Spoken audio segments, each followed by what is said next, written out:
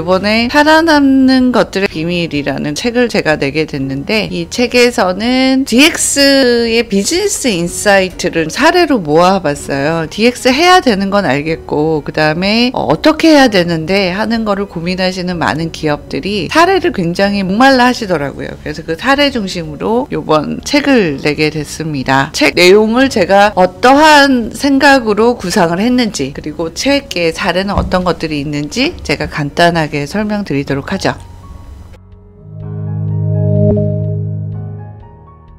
제가 이 질문을 던져볼게요. 애프터 코로나 이후에 위드 코로나까지 우리가 얘기를 하고 있는데, 정말 이것이 10년 전에 얘기했었던 DX일까요? 라는 부분에 대해서 여러분들 고민을 한번 같이 해보셨으면 해요. 어떠세요? 10년 전부터 DX는 일어납니다 라고 얘기를 했고, 그 다음에 일어날 것이다 라고 얘기를 했는데, 거기에 미묘한 차이가 있다는 것을 여러분들이 캐치하셨으면 합니다. 디지텍트가 됐다라는 거는 모든 데이터들이 쌓이기 시작했습니다. 우리가 DX의 많은 기술 중에 인공지능 기술을 얘기를 하는데, 인공지능 기술 자체는 제공하는 곳이 굉장히 많죠. 그런데 거기에 없는 것이 사실은 인공지능을 학습시킬 데이터들이거든요. 그 데이터들이 코로나 시대에 만들어져 버린 거예요. 그 전에는 인공지능을 위해서 우리가 데이터를 모아야 되겠습니다 라는 얘기로 우리가 DX를 얘기를 했다면, 애프터 코로나 시대에는 벌써 데이터가 모여졌어요. 사람이 할 수 있는 것을 대신해서, 사람이 할 수 있는 것보다 더 잘할 수 있는 인공지능 관련된 서비스, 그 다음에 그런 프로덕트들을 시장에 내놓을 수 있어요 라는 걸로 DX가 달라졌다라는 거죠.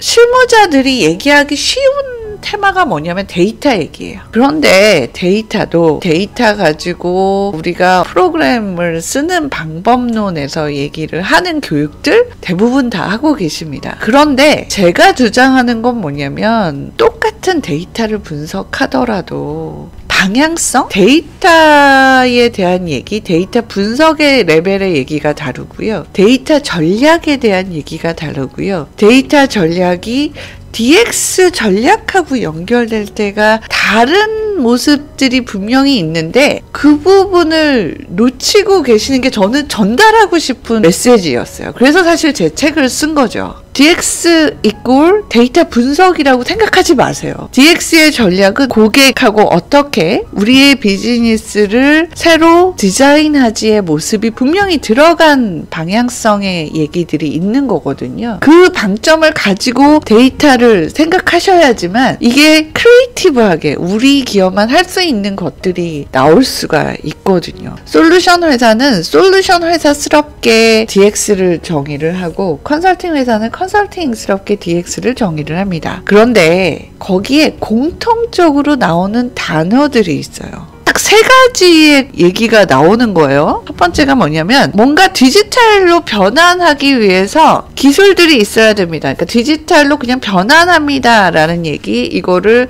조금 전문스럽게 들어가면 이제 디지털이제이션입니다 라는 얘기들을 할 수가 있고, 여기에서요 현재 있는 비즈니스 운영 방식을 바꿔야 됩니다 라는 얘기를 디지털라이제이션, 이걸 가지고요 우리가 어떻게 돈 벌지, 그리고 우리 기업의 생태계를 어떻게 디지털화로 내가 변화시키지 하는 부분이 포함됐을 때 디지털 트랜스포메이션입니다 라는 걸로 정의가 되더라고요. 이 세 가지를 구별했을 때 여러분들이 제 뒷얘기를 이해하실 수가 있거든요. 앞에 데이터 얘기가 첫 번째 라인의 얘기라면, 이 데이터 분석을 통해서 어디로 갈 건데, 데이터 분석을 통해서 우리가 돈 벌 수 있는 방법이 분명히 있나? 인공지능까지 연결될 수 있는 부분이 있나? 아니면 우리가 새로운 비즈니스 모델 창출까지 연결되는 부분이 있나? 하는 부분의 얘기가 없어요. 그게 참 여러분들이 고민하셔야 되는 포인트인 거죠.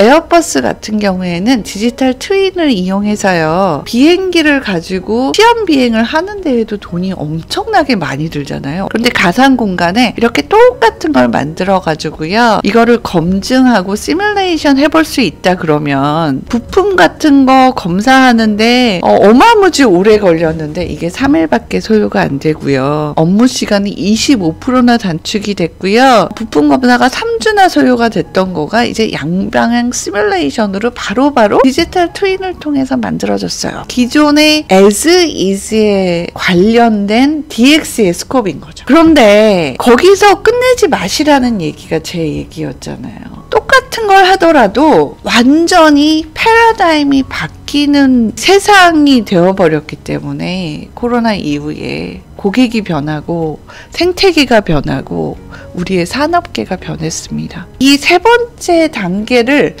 같이 고민하셔야 돼요. 첫 번째 얘기가 서비타이제이션 얘기예요. 여러분들 상품, 프로덕을 파는데 그 프로덕에다가 여러 가지 센싱을 붙여서 고객 대신 내가 분석을 해주는 부분. 롤스로이스의 항공 엔진을 파는데 이 부분을 그냥 엔진만 팔고 끝내는 것이 아니고 여기에 발생된 모든 데이터들을 분석해줘서 실제로 엔진을 교체할 때는 이 정도입니다. 그 다음에 고객 입장에서요, 이 제품의 라이프 타임 동안 모든 유지 보수를 저희가 해드릴게요. 그러니까 프로덕만을 팔고 끝내는 것이 아니고 이 데이터를 가지고 고객 입장에서 페인 포인트를 해결해 주면서 그 다음에 사용한 부분에 따라서 요금을 달리 책정하면서 저희는 고객하고 같이 가는 기업입니다. 돈 버는 방법이 바뀌었습니다. 라고 얘기를 한다는 거죠. 이게 프로덕에서 팔고 한 번의 이벤트로 끝내는 것이 아니고 고객의 라이프 사이클 동안에 내가 고객한테 데이터 관련해서 여러 가지 부가적인 서비스들을 개발을 해서 서비스 피를 받는 컨셉이 된 겁니다. 고객을 이해하는 정도가 높을 수밖에 없겠죠. 구독 모델까지 가져가는 모델.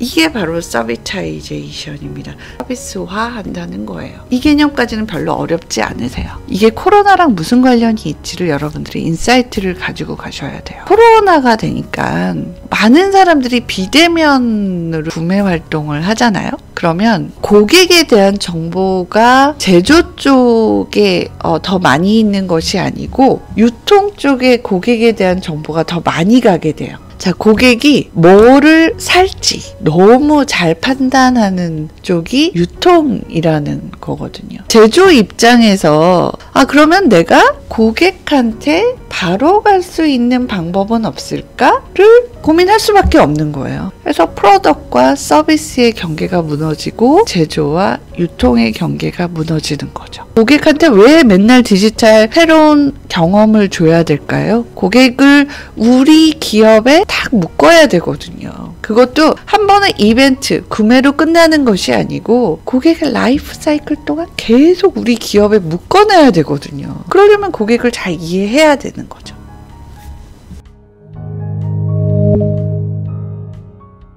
기업 입장에서는 굉장히 많은 채널들에서 고객의 정보들을 모을 수밖에 없는 상황이 된 거고, 기업 입장에서 어떻게 우리의 미래 먹거리를 우리 고객하고 같이 가져갈 것인가, 내 고객을 새로운 플레이어에 뺏기지 않고 어떻게 우리 기업하고 묶을 수 있을 것인가에 대한 고민이 굉장히 중요한 상황이 된 겁니다. 그래서 그런 생각을 하실 때 도움이 되는 사례를 제가 이 책에서 4가지로 엮었어요.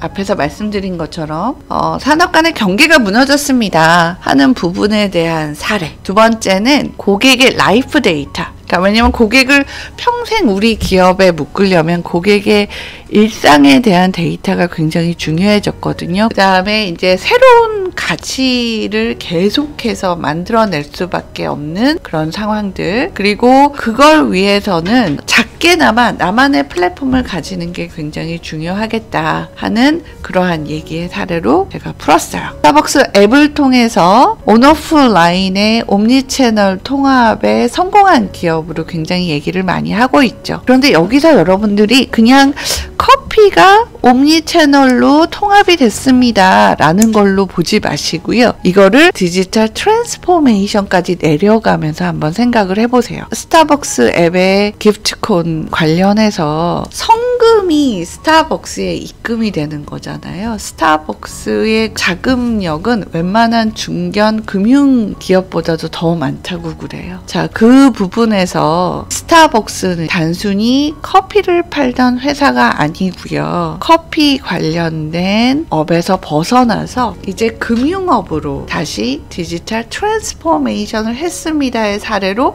굉장히 얘기를 많이 하고요. 이제 스타벅스는 더 이상 커피 비즈니스를 하는 회사가 아닙니다. 이렇게 경계를 모호하게 가져가는 기업들을 빅블러라고 얘기를 하고요. 빅블러의 사례들이 첫 번째 챕터에 들어가 있습니다. 두 번째 얘기가 고객들은 이제 라이프에 총체적으로 고객을 이해하는 게 중요합니다 라는 얘기를 할 때 DX는 금융에서 굉장히 빨리 실현화되고 있거든요. 신한은행에서도 고객들을 이해하려는 움직임 등의 일환으로 배달 앱을 만들었습니다. 음식 매장 추천하는 걸로 배달 앱을 이용하는 것이 아니고 가맹점의 부담은 아주 최소화시키면서 신한은행에서 가져갈 수 있는 게 뭘까라고 생각해 보시면 양질의 비금융 데이터예요. 옛날에 여신은 금융 이력을 가지고 금융 활동들을 했는데 꼭 그럴 필요가 없는 거죠. 왜? 디지털 기술들이 모든 고객들을 다 연결시키는 거고 오히려 디지털로 신분을 정확하게 알 수 있다 그러면 고객을 이해하는 굉장히 좋은 데이터들을 이 배달 앱으로 쌓을 수가 있거든요. 이러면서 고객 마케팅도 할 수 있죠. 이제 금융이 아웃바운드도 합니다. 그러면서 자영업자에 대한 신용평가도 이 어플을 통해서 할 수가 있죠. 새로운 가치를 선점하라. 차 자체가 이제 하나의 공간이 되고 그 다음에 하나의 플랫폼이 됐습니다. 이 상태에서 차 관련된 모든 기술들이 지금 이 차에 모여지고 있어요. 컨텐츠도 모여지고 있고 기술도 모여지고 있습니다. 아우디하고 디즈니가 차 안에서 즐길 수 있는 VR 콘텐츠들, 스포티파이가 엔터테인먼트 시장까지, 인카 엔터테인먼트 시장까지 접근을 해서 들어왔고요. 네 번째가 어쨌든 간에 나만의 플랫폼은 있어야 돼요. 우리가 플랫폼에 올라타는 전략도 있습니다. 그러나 나만의 데이터를 모을 수 있는 데이터 플랫폼이라도 가지고 있는 게 되게 중요한데 거기에 대한 인사이트를 줄 수 있는 사례로 나이키가 아마존을 탈퇴한 사례를 들었어요. 나이키가 가만히 보니까 고객 데이터가 너무 중요하고 내가 직접 고객의 디지털 경험들을 제공하고 그 고객들을 우리의 플랫폼에 묶어야 되겠다. 그러면서 굉장히 단호한 결정을 한 거죠. 아마존에서 탈퇴해서 우리는 다이렉트하게 커스터머로 가겠습니다. 그래서 D2C 전략의 예로 우리가 나이키를 얘기를 합니다. 제가 그냥 하나씩 밖에 예를 안 들었는데 굉장히 많은 예들을 제가 넣었고요. 우리가 다 할 수는 없을 거예요. 물론 투자의 얘기도 있을 거고 본인 기업에 장단점이 있기 때문에 이렇게 잘 나가는 기업들을 다 따라할 수는 없겠지만 세상이 바뀌고 있습니다에 대한 인사이트는 분명히 가져가셔야 되거든요. 그래서 그 부분에 대한 정리로 제가 이 책을 썼으니까 많이 애독해 주시기 바랍니다.